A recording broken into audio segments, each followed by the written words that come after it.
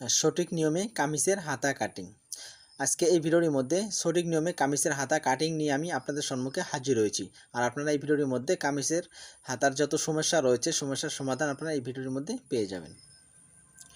এখানে আমি কামিজের হাতাটি কাটিং করার জন্য এখানে কাপড় নিয়ে নিয়েছি। এই কাপড়টুকু দিয়ে আমি হাতাটি কাটিং করে নেব। দেখুন দুটি হাতা যেহেতু এক লগে কাটিং করব, তাহলে এই কাপড়টিকে 4 ভাঁজ করে বিছিয়ে নিয়ে নিচ্ছি। একটি ভাঁজ করে নিয়ে নিচ্ছি, আরও একটি ভাঁজ দিয়ে 4 ভাঁজ করে নিয়ে নিচ্ছি। এখান থেকে দেখুন বাড়তি কাপড়টুকু এখান থেকে কেটে আলাদা করে নিয়ে নিলাম। প্রথমে এখানে আধা ইঞ্চিতে একটি মার্জিন দিয়ে নিচ্ছি এক্সট্রা সেলাইয়ের জন্য। এখান থেকে লম্বা যতটুকু আমার হাতাটা রয়েছে 16 ইঞ্চি, এখানে 16 ইঞ্চিতে একটি মার্জিন দিয়ে 1.5 ইঞ্চি নিলাম এক্সট্রা হাতার মুড়িটি ভাঁজ দিয়ে সেলাই করার জন্য। তাহলে এই মার্জিনগুলো টেনে নিচ্ছি স্কেল বসিয়ে। এই মার্জিনগুলো টেনে নিলাম স্কেল বসিয়ে নিয়ে।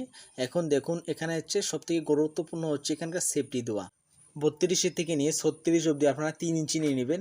আর 32-এর নিচে যখন আসবে 28 বা 30, তখন আপনারা 2.5 ইঞ্চি নেবেন। আর যখন 36-এর উপরে যাবে তখন আপনারা 3.5 ইঞ্চি নিয়ে নেবেন। দেখুন এখানে 36 ইঞ্চি বটির জন্য কাটিং করছে, সেই জন্য আমি 3 ইঞ্চি নিয়ে নিলাম।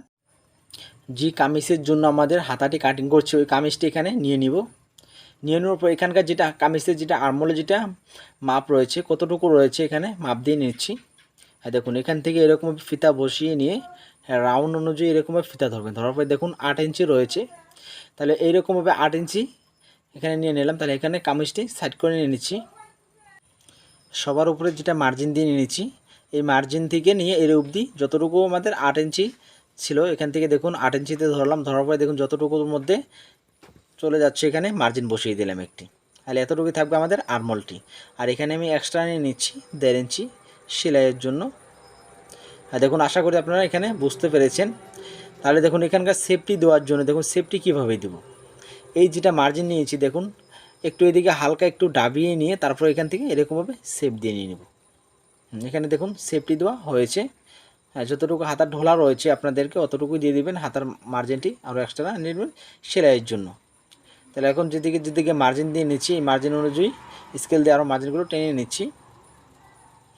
এখানে দেখুন মার্জিনগুলো টানা হয়েছে। তাহলে এখানে দেখুন যেভাবে আমি মার্জিন দিয়ে নিচ্ছি এরকমভাবে এখানে কাটিং করে নিয়ে নিচ্ছি। এখানে তাহলে এখানে এই কাপড়টি কাটিং করে নিচ্ছি।